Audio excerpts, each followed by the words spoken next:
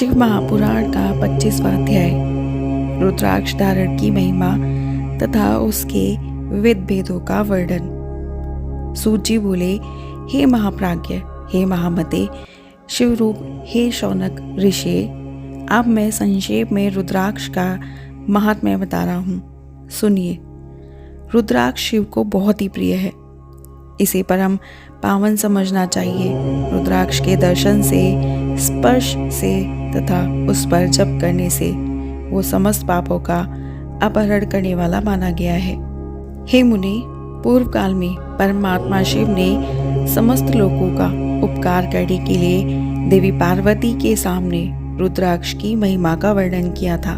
शिव जी बोले, हे महेश्वरी, हे शिवे, मैं आपके प्रेमवश भक्तों के हित की कामना से रुद्राक्ष की महिमा का वर्णन करता हूँ। सुनिए।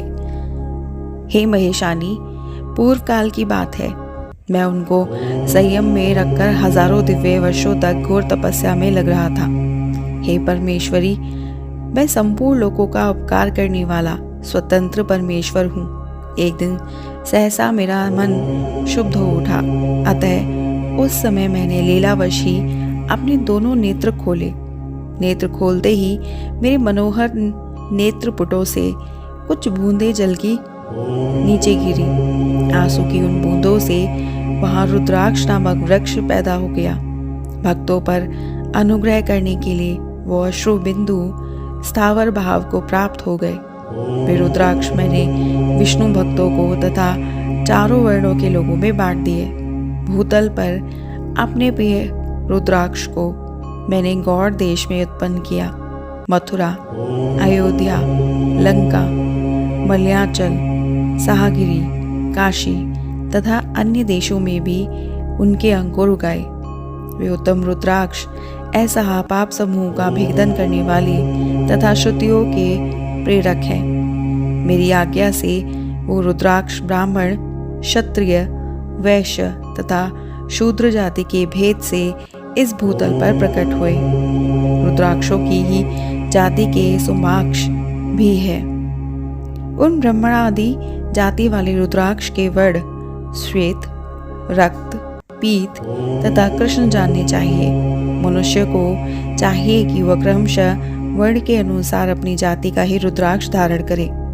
भोग और मोक्ष की इच्छा रखने वाले चारों वर्णों के लोगों तथा विशेषतः शिव भक्तों को शिव पार्वती की प्रसन्नता के लिए रुद्राक्ष के फलों को अवश्य धारण करना चाहिए। आंवले के फल के बराबर जो रुद्राक्ष हो वह श्रेष्ठ बताया गया है। जो बेर के फल के बराबर हो उसे मध्यम श्रेणी का कहा गया है। जो चने के बराबर हो उसकी गणना निम्न कोटि में की गई है। हे पार्वती, अब इसकी उत्तमता को परखने की ये दूसरी प्रक्रिया भक्तों की हित कामना से बताई जाती है। अतः आप भली भांति प्रेम पूर्वक इस विषय को सुनिए। हे महेश्वरी, जो रुद्राक्ष के बेर के फल के बराबर होता है वह उतना छोटा होने पर भी लोक में उत्तम फल देने वाला तथा सुख सौभाग्य की वृद्धि करने वाला होता है। जो रुद्राक्ष आंवले के फल के बराबर होता है वह समस्त अरिष्टों का नाश करने वाला होता है तथा जो गुंजा फल के समान बहुत छोटा होता है वह संपूर्ण मनोरथों और फलों को सिद्धि करने वाला होता है।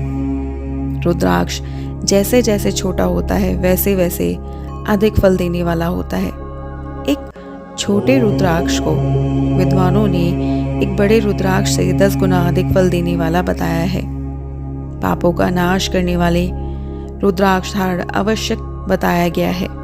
वह निश्चय ही संपूर्ण अभीष्ट मनोरथों का साधक है। अतः उसे अवश्य ही धारण करना चाहिए। हे परमेश्वरी, लोक में मंगलमय रुद्राक्ष जैसे फल देने वाला देखा जाता है वैसी फलदायिनी दूसरी कोई माला नहीं दिखाई देती।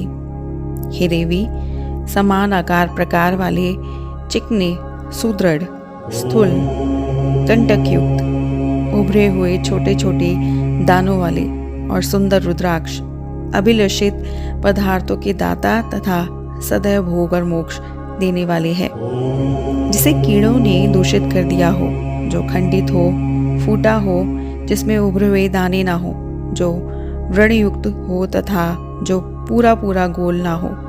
इन 6 प्रकार के रुद्राक्ष को त्याग देना चाहिए। जिस रुद्राक्ष में अपने आप ही डोरा पिरोने के लिए योग्य छिद्र हो गए हों, वही यहाँ उत्तम माना गया है। जिसमें मनुष्य के प्रयत्न से छेद किया गया हो, वह मध्यम श्रेणी का होता है।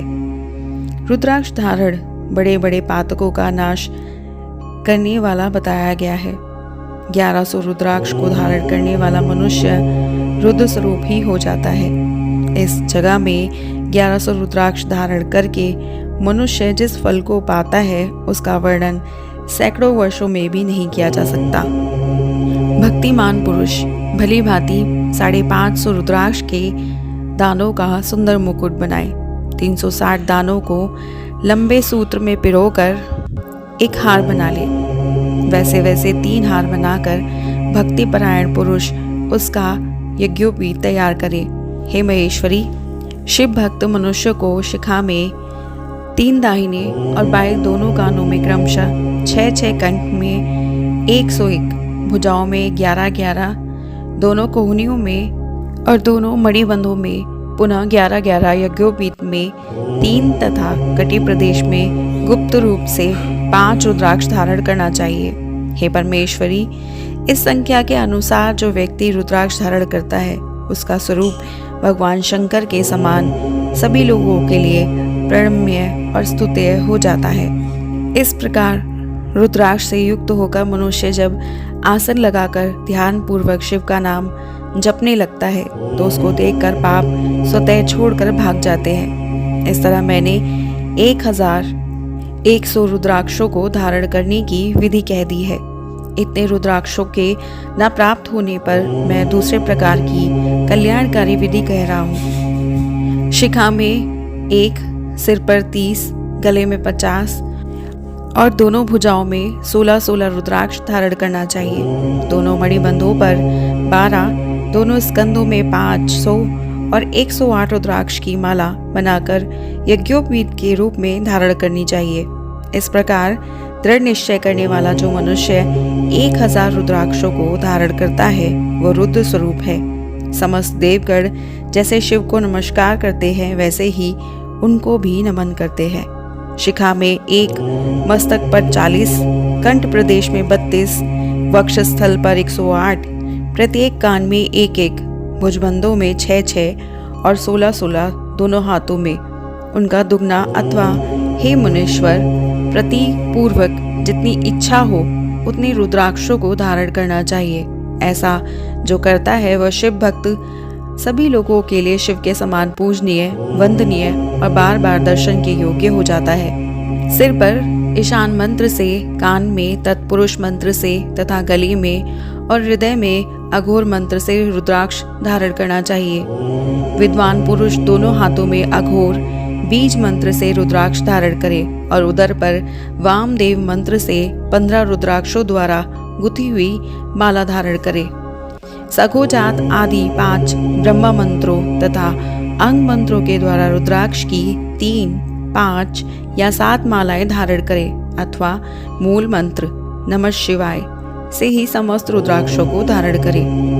रुद्राक्षधारी पुरुष अपने खान पान में मदिरा, मांस, लहसुन, प्याज, सहजन, रिसोड़ा, विडवरा आदि को त्याग दे। 25वें अध्याय के भाग 2 को जानने के लिए जुड़े रहिएगा हमारे YouTube channel voice of tales के साथ और हमारी वीडियो को लाइक, शेयर, सब्सक्राइब करना मत भूलिएगा।